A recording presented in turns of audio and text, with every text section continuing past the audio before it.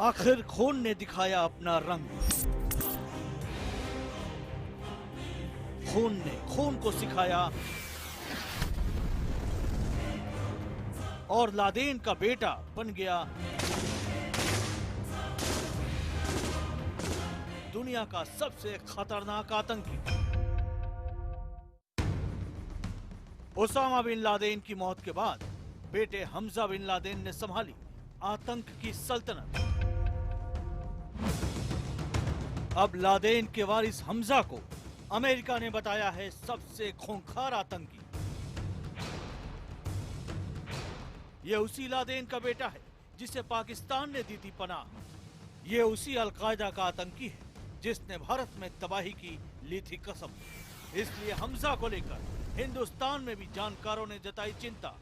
आखिर क्या करने वाला है ये आतंक का रक्त बीज?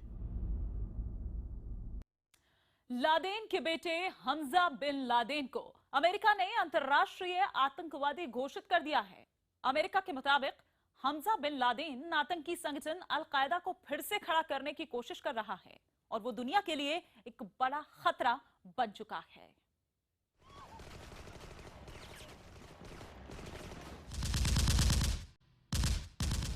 दो मई 2011 की इन तस्वीरों को आपने कई बार देखा होगा। उस दिन पाकिस्तान के एबटाबाद में अमेरिकी नेवी के सील कमांडो ने दुनिया के मोस्ट वांटेड आतंकी ओसामा बिन लादेन को मार गिराया था। लेकिन आज इन तस्वीरों को एक बार फिर देखने का वक्त आ गया है, क्योंकि इस ऑपरेशन में भले ही ओसामा बिन लादेन और उसका बेटा खालिद मार गिरा गया था, लेकिन उस रोज हुई एक छोटी सी चूक आज अमेरिका को भारी पड़ रही है। और उस चूक का नाम है Hamza bin Laden. Osama bin Laden का छोटा लड़का हमजा लादेन खानदान के सफाए के बावजूद बच गया था, क्योंकि ये उस वक्त अपने परिवार के साथ था ही नहीं। हमजा बिन लादेन उस वक्त 15-16 साल का रहा होगा, यानी अब उसकी उम्र 20-21 साल होगी। लेकिन इतनी सी उम्र में लादेन का ये खून अमेरिका के लिए अपने पिता से ज्यादा खतरनाक बन चुका है। अमेरिका ने हमजा को ग्लोबल टेररिस्ट यानी दुनिया का खतरनाक आतंकी घोषित किया है। ग्लोबल टेररिस्ट उसे घोषित किया जाता है जिससे आतंकी हमलों की साजिश रचने, उसे अंजाम देने का खतरा हो। अमेरिका के मुताबिक हमजा बिन लादेन से अमेरिकी जनता की सुरक्षा को खतरा है। अमेरिका की अर्थव्यवस्था को हमजा नुकसान पहुंचा सकता है। और ये कोशिश कर रहा है कि सब जो स्प्लिंटर ग्रुप्स हो चुके हैं अल-कायदा को, उनको इकट्ठा किया जाए, उन्हें एक फॉर्मिडेबल ताकत बनाया जाए अमेरिका के खिलाफ। तो इस बात को मद्देनजर रखते हुए अमेरिका ने इसे ग्लोबल टेररिस्ट डिक्लेयर किया है। लेकिन खतरा सिर्फ अमेरिका को नहीं है, हिंदुस्तान के लिए भी हमजा बिन लादेन एक नया खतरा बनकर उभर रहा है, क्योंकि हमजा बिन लादेन उसी अल-कायदा का आतंकी बन चुका है जिसे पाकिस्तान शह देता आया है। पाकिस्तान की यह फितरत रही है कि वो हिंदुस्तान के खिलाफ खड़े होने वाले हर आतंकी गुट का समर्थन करता है। इसलिए अल-कायदा और हमजा का मजबूत होना भारत के लिए भी खतरे की बात है। फिलहाल अमेरिका ने हमजा बिन लादेन को अंतर्राष्ट्रीय आतंकवादी घोषित करके उस पर कई तरह की पाबंदियां लगा दी हैं। आतंकी घोषित करने के बाद अब अमेरिका हर उस संपत्ति पर रोक लगा देगा जिससे हमजा का कोई हित जुड़ा है। अमेरिकी नागरिक अब हमजा या उसके संगठन के साथ किसी तरह का लेन देन नहीं कर पाएंगे। इसके अलावा अमेरिका यह भी कोशिश करेगा कि हमजा का सहयोग करने वाले दूसरे देशों पर भी शिकंजा कसा जाए। तो क्या अमेरिका पाकिस्तान पर भी शिकंजा कसेगा?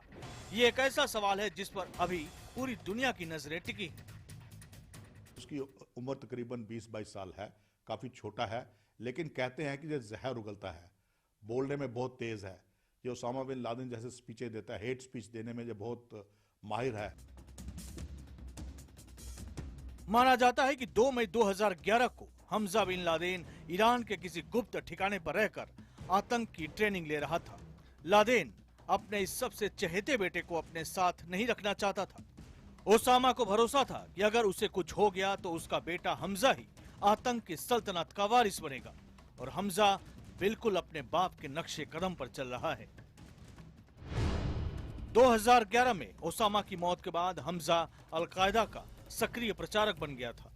2015 में आतंकी अल जवाहिरी ने उसे अल-कायदा का सदस्य घोषित किया था। इसके बाद 2015 में हमजा ने अमेरिका, फ्रांस और इजराइल में हमला करने की धमकी दी। उसने इन देशों में लोन वुल्फ के जरिए हमला करने की धमकी दी। 9 जुलाई 2016 को हमजा ने एक ऑडियो टेप जारी किया जिसमें अमेरिका से बदला लेने की धमकी दी गई थी। अपने ऑडियो टेप में हमजा बिन लादेन ने अमेरिका और उसके सहयोगी देशों के खिलाफ लड़ाई जारी रखने का वादा किया था। करीब 21 मिनट के इस ऑडियो टेप को वी आर ऑल ओसामा नाम से रिलीज किया गया था। यही वजह है कि अमेरिका अब लादेन के इस रक्त बीज को पनपने से पहले ही कुचल देना चाहता है और इस कड़ी में फिलहाल अमेरिका ने पहला कदम ही बढ़ाया है।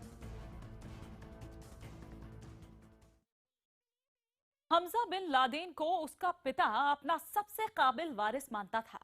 ओसामा ने अपने बेटे को खूंखार आतंकी बनाने के लिए उसकी ट्रेनिंग तभी शुरू कर दी थी जब वो सिर्फ 13 साल का था। उसी ट्रेनिंग का नतीजा है कि आज हमजा अपने पिता की सल्तनत को आगे बढ़ाने में जुट गया है।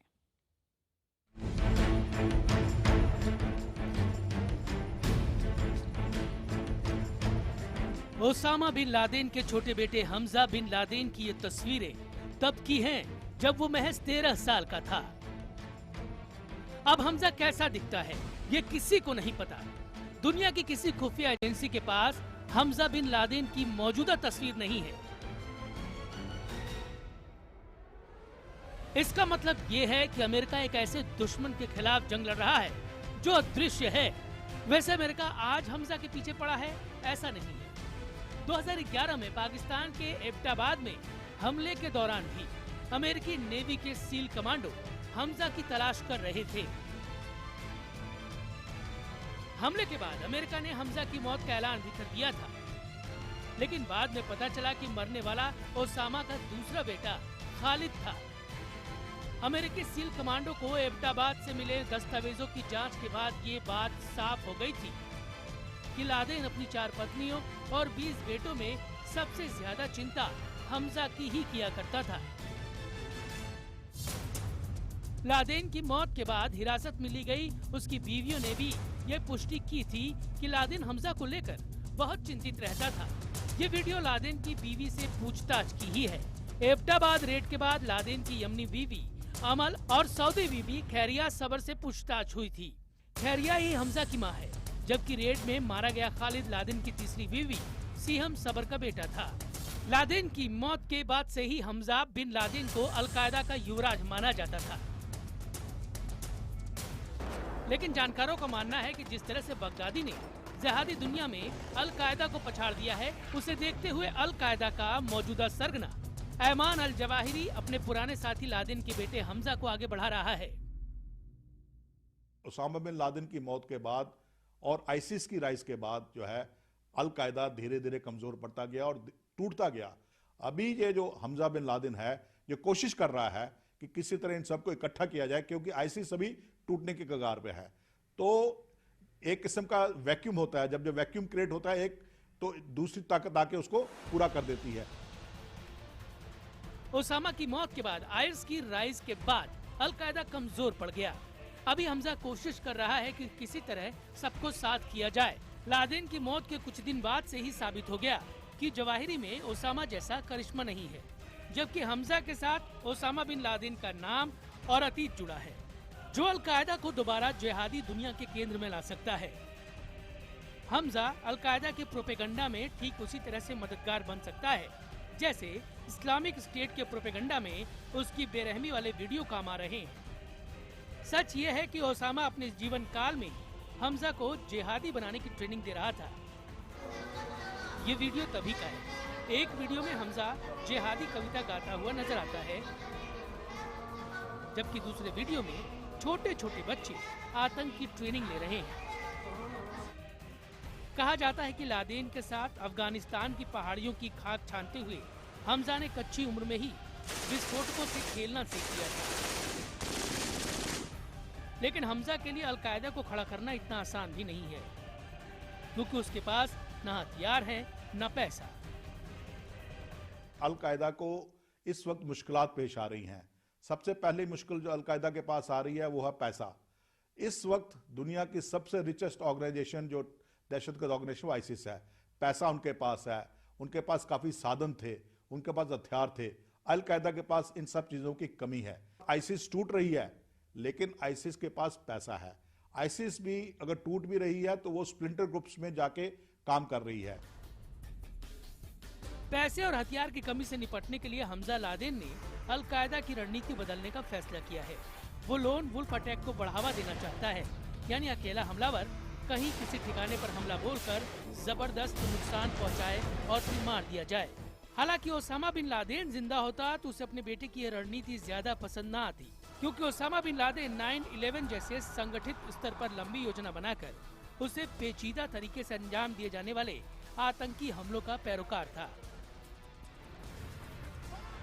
लेकिन आज जबकि दुनिया के हर देश आतंकी हमलों को लेकर चौकन्ने हैं, खुफिया एजेंसियां एक दूसरे से तालमेल कर आतंकी हमले रोक रही हैं, तब लोन वुल्फ अटैक आतंकियों के सबसे आसान हथियार साबित हो रहे हैं और हमजा इसी खतरनाक हथियार से दुनिया को दहलाने की तैयारी कर रहा है। ओसामा बिन लादेन को पाकिस्तान 9 साल तक अपने देश में छिपाकर उसने रखा। जब दुनिया के सामने पाकिस्तान के चेहरे से नकाब हटा तो वो मासूम बनने का नाटक करने लगा। लेकिन उसी पाकिस्तान में बने एक आयोग ने लादेन से नवाज शरीफ के नजदीकी की कलई खोलकर रख दी। ओसामा बिन लादेन की तलाश में अमेरिका ने 10 साल लगाए। आखिर में वो पाकिस्तान में मिला। पाकिस्तान पर लादेन को पनाह देने के आरोप लगे, लेकिन हर बार वो इससे इनकार करता रहा। फिर पाकिस्तान सरकार ने एक जांच कमीशन बनाया, जिसे एबटाबाद कमीशन कहा जाता है। इस कमीशन को ये जिम्मेदारी सौंपी गई थी कि वो पता लगाए कि लादेन पाकिस्तान में इतने दिन कैसे छिपा रहा। अमेरिकी सैनिकों को कैसे लादेन की मौजूदगी की खबर मिली और कैसे वो ओसामा को मारकर चले भी गए, लेकिन पाकिस्तान को खबर नहीं हुई। इस कमीशन के अध्यक्ष थे जस्टिस जावेद इकबाल। जस्टिस जावेद इकबाल ने अपनी रिपोर्ट जनवरी 2013 में सरकार को सौंप दी, लेकिन सरकार ने अब तक इसे सार्वजनिक नहीं किया है। हालांकि जस्टिस जावेद इकबाल की रिपोर्ट के कुछ हिस्से सामने आ चुके हैं, जिसमें पाकिस्तान के कई बड़े नामों पर उंगली उठती है और उनमें से एक नाम है पाकिस्तान के प्रधानमंत्री नवाज शरीफ। पाँव पे यहाँ पे हाथ लगाया था और ओसामा नाराज हो गए थे, तो फिर ये इन्होंने कहा कि अब तुम सारे माई बाप हो। ये मुझे ये लफ्ज अभी तक याद है। पाकिस्तान के मशहूर अखबार द फ्रंटियर पोस्ट के संपादक रहमत शाह अफरीदी के मुताबिक नवाज शरीफ और ओसामा बिन लादेन के रिश्ते इतने करीबी थे कि उनकी न सिर्फ मुलाकातें होती थी, बल्कि लादेन नवाज को अरबों रुपये देता था। तो 1.5 अरब रुपया मियां नवाज शरीफ साहब ने ओसामा बिन लादेन से लिए थे। रहमत शाह ने जो दावे किए हैं उसके मुताबिक ओसामा बिन लादेन और नवाज शरीफ के रिश्ते 90 की दशक की शुरुआत से थे। इस दौरान लादेन और नवाज शरीफ की मुलाकातें भी होती थी। ऐसी ही एक मुलाकात में रहमत शाह खुद मौजूद थे। तो वहाँ मियाँ साहब थे और मियाँ नवाज शरीफ साहब थे, ख्वाजा खालिद थे, जिनको वजीरिस्तान में जो हो गया हुआ ख्वाजा खालिद साहब थे, और खालिद ख्वाजा, और एक और साहब थे और मियाँ साहब थे। तो वहाँ पे मियाँ साहब ने जिस तरीके से उनको आराम किया था, मुझे अभी तक याद है, उनके एक्शन भी मुझे याद है कि जिस तरीके से बिल्कुल ही मतलब कुछ करने जो भी था उसके लिए वो तैयार थे। उनके पाँव पे यहाँ पे हाथ लगाया था। उनके मुताबिक रहमत शाह ने नवाज के ओसामा के कदमों पर गिरने की वजह भी बताई। उनके मुताबिक जैसे ही नवाज और ओसामा का आमना सामना हुआ, नवाज ने ओसामा से कहा कि आई लव ऑल्सो जिहाद। नवाज की बात सुनकर ओसामा भड़क गया। इसके बाद उसे मनाने के लिए नवाज ओसामा के कदमों पर गिर गए और ओसामा नाराज हो गए थे जब मुझे ये आवाज आई कि I love also जहाद। Nawaz Sharif ने कहा, क्योंकि उनकी अंग्रेजी मेरी तरह है, तो उस पर ओसामा बहुत सख्त नाराज हो गए। अच्छा, तो फिर ये इन्होंने कहा कि अब तुम सारे माई बाप हो। ये मुझे ये लफ्ज अभी तक याद है। रहमत शाह के दावों को मजबूती इसलिए भी मिलती है कि आज नवाज शरीफ पाकिस्तान के प्रधानमंत्री हैं और वो इस रिपोर्ट को सार्वजनिक नहीं कर रहे हैं, जिसमें वो नाम छिपे हैं जिसकी मदद से लादेन पाकिस्तान में करीब 9 साल तक छिपा रहा। अब चिंता की बात यह है कि एक बार फिर पाकिस्तान में नवाज शरीफ की सरकार है और आशंका इस बात की है कि लादेन परिवार का कर्ज उतारने के लिए नवाज शरीफ अब उसामा के बेटे हमजा लादेन के पैरों में गिर सकते हैं। हमजा बिन लादेन को इस वक्त हथियारों और पैसों की सख्त जरूरत है और जानकारों के मुताबिक पाकिस्तान अलकायदा की ये जरूरतें पूरी कर सकता है। यही वजह है कि भारत को अपने इस पड़ोसी से सावधान रहने की जरूरत है, क्योंकि पहले सांप को दूध पिलाने वाला ये पड़ोसी अब सपोले को पाल रहा है।